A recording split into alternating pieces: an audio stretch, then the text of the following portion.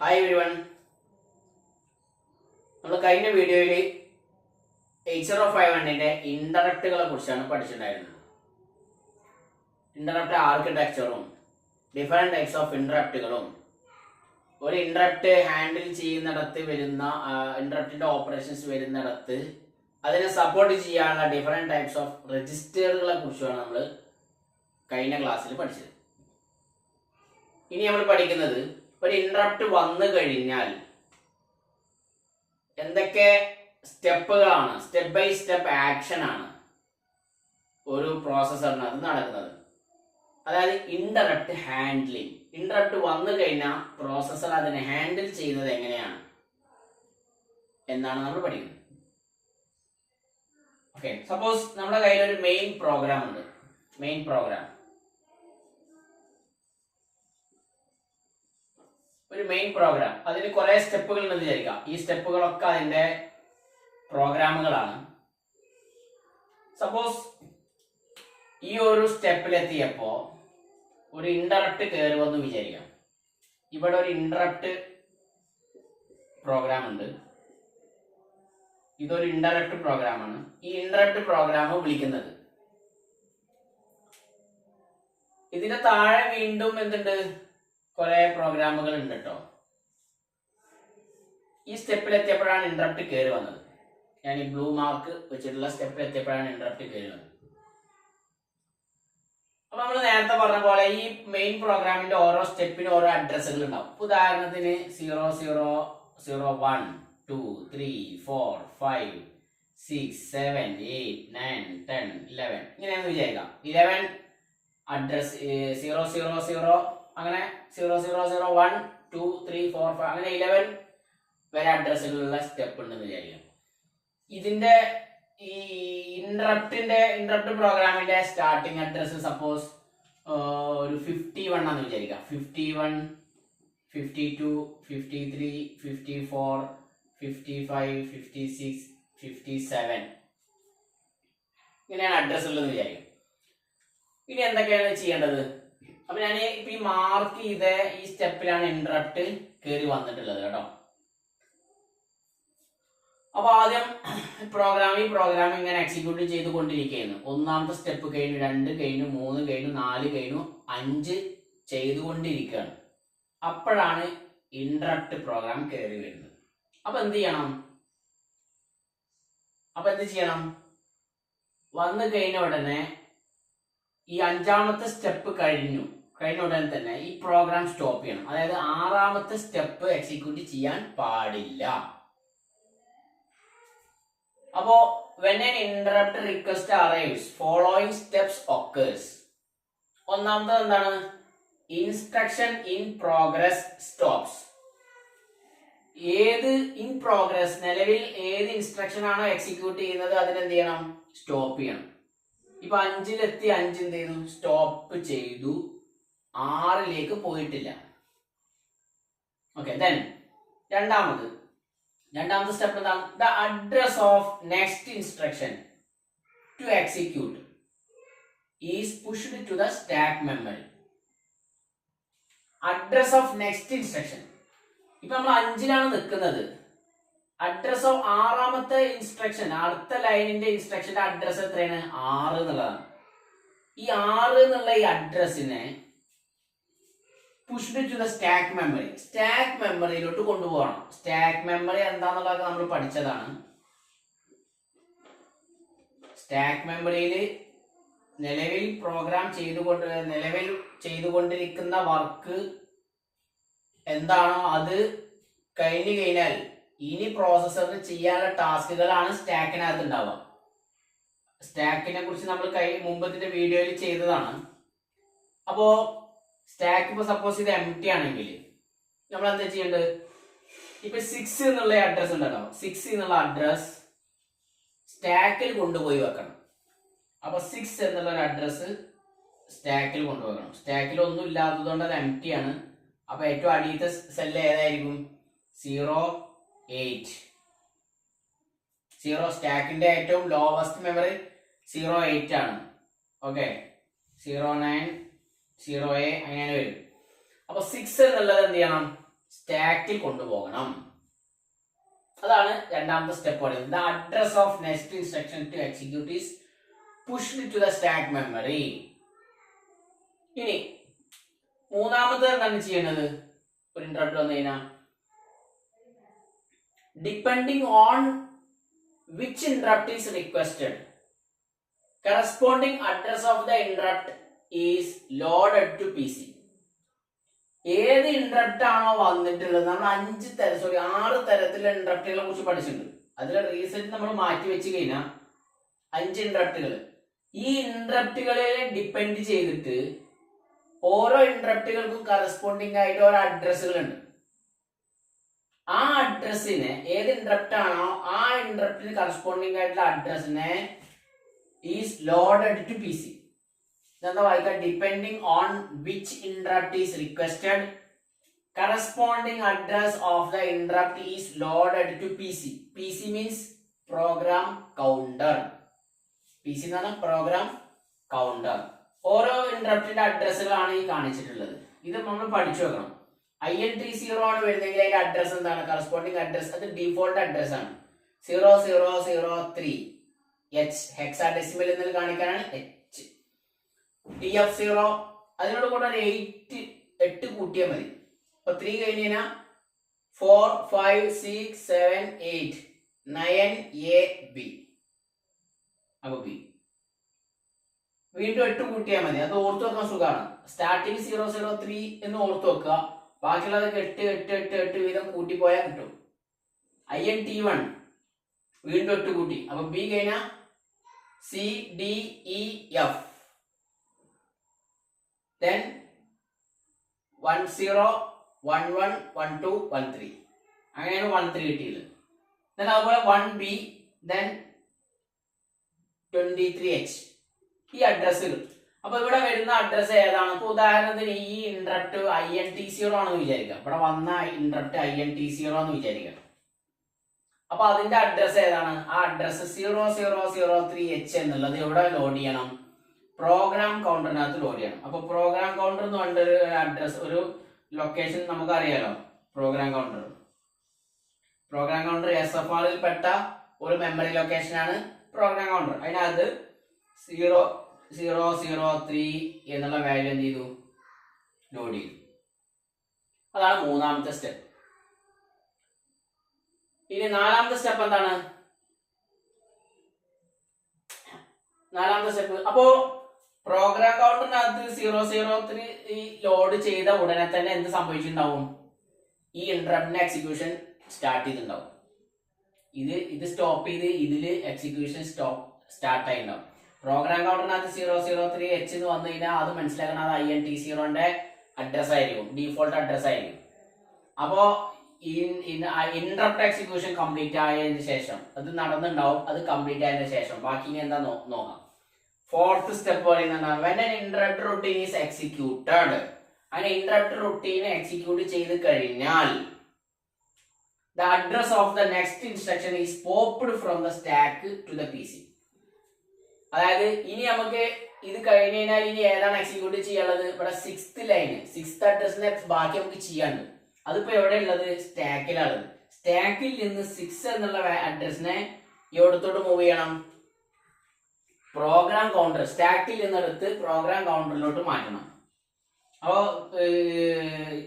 Interrupt routine execution കഴിഞ്ഞു കഴിഞ്ഞാൽ ഈ 6 എന്നുള്ള വാല്യൂവിനെ ഇവിടെ നിന്ന് എന്ത് ചെയ്യണം? പോപ്പ് ചെയ്യണം. പോപ്പ് നേരത്തെ പുഷാണ്, പോപ്പ് ചെയ്യണം. എവിടേക്ക് പോപ്പ് ചെയ്യണം?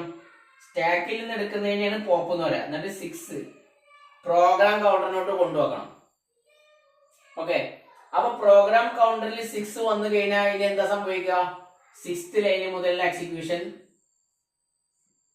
നടന്നുകൊണ്ടിരിക്കും. അതിനകത്ത് കംപ്ലീറ്റ് ആവും.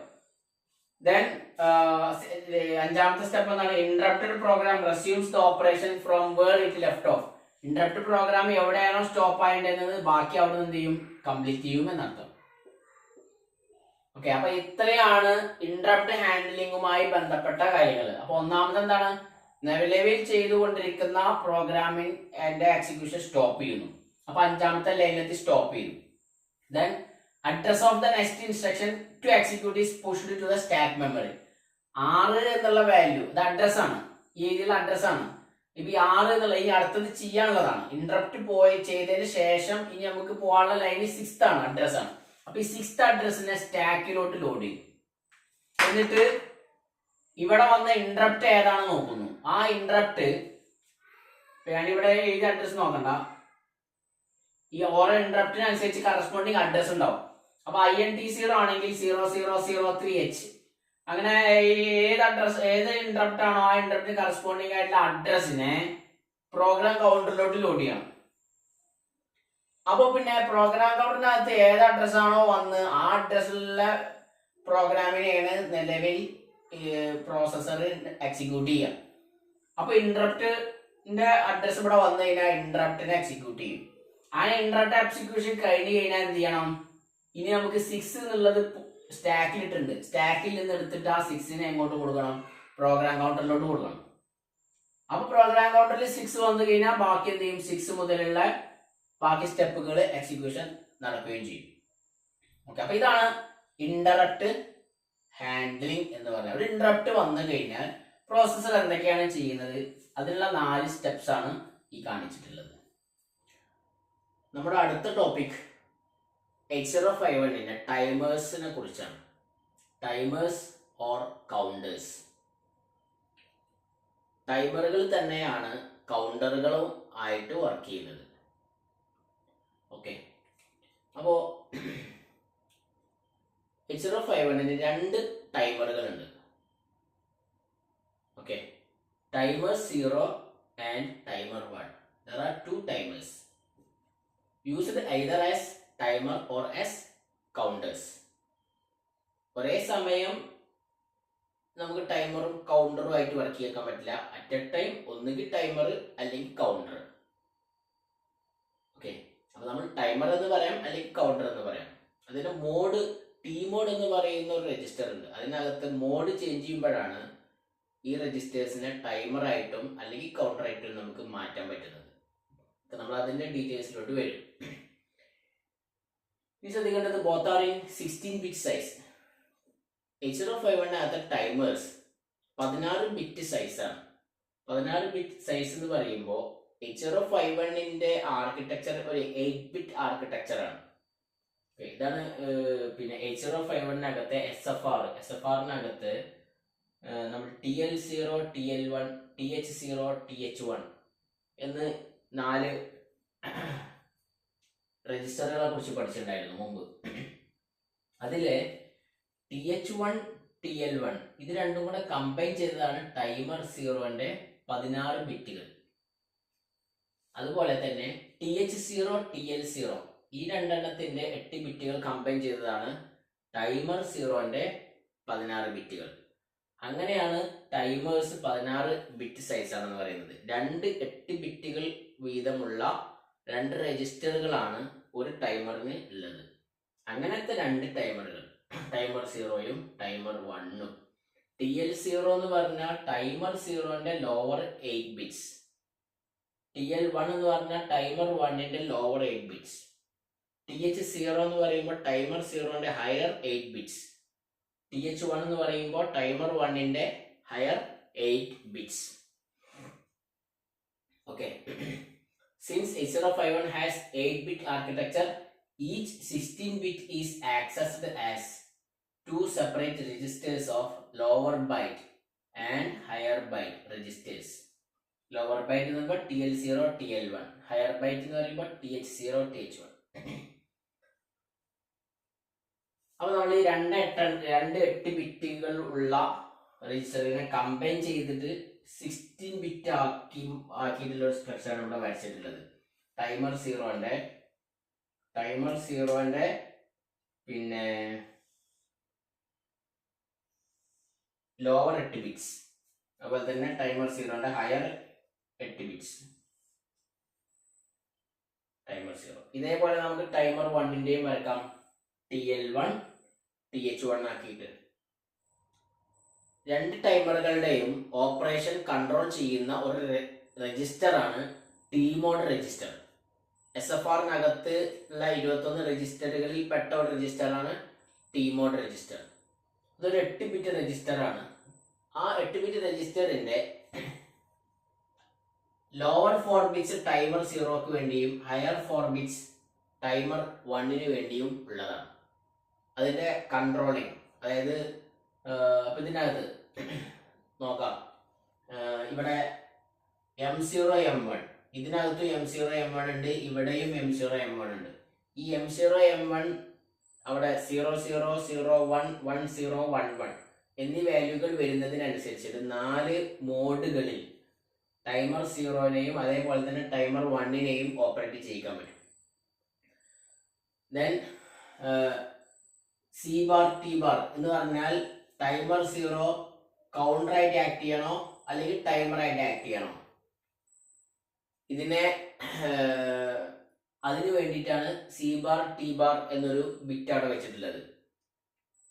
Okay, C bar T bar 0 ആണെങ്കിൽ അത് ടൈമറായിട്ടും 1 ആണെങ്കിൽ അത് കൗണ്ടർ ആയിട്ടാണ് ആക്ട് ചെയ്യുന്നത്. അപ്പോൾ ഇവിടെ 1 ആണെങ്കിൽ ടൈമർ 0 കൗണ്ടർ ആയിട്ടായിരിക്കും ആക്ട് ചെയ്യുക, 0 ആണെങ്കിൽ ടൈമർ ആയിരിക്കും ആക്ട് ചെയ്യുക.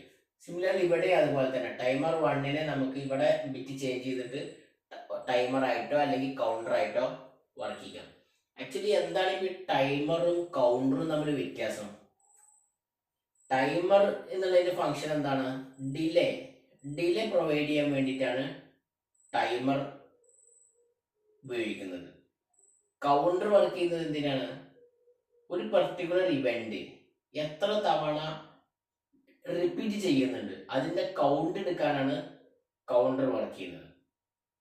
ടൈമറിന്റെ ആപ്ലിക്കേഷൻ എന്താണ്? ടൈം ഡിലേ കൊടുക്കാൻ വേണ്ടി. ഇപ്പോൾ ഒരു ഓപ്പറേഷൻ നടത്തണമെങ്കിൽ അതൊന്നും കൂടെ ചിലപ്പോൾ ചില കേസുകളിൽ അതിനെ നമുക്ക് ഒന്നും കൂടെ ഡിലേ ചെയ്യിക്കേണ്ടി വരും. അങ്ങനെ ഡിലേ കൊടുക്കാൻ വേണ്ടിയിട്ടാണ് നമ്മൾ ടൈമർ ഉപയോഗിക്കുന്നത്. ഓക്കെ, ദെൻ അപ്പൊ M0 M1 രണ്ട് കേസിലും മോഡ് ചേഞ്ച് ചെയ്യാനുള്ളതാണ്.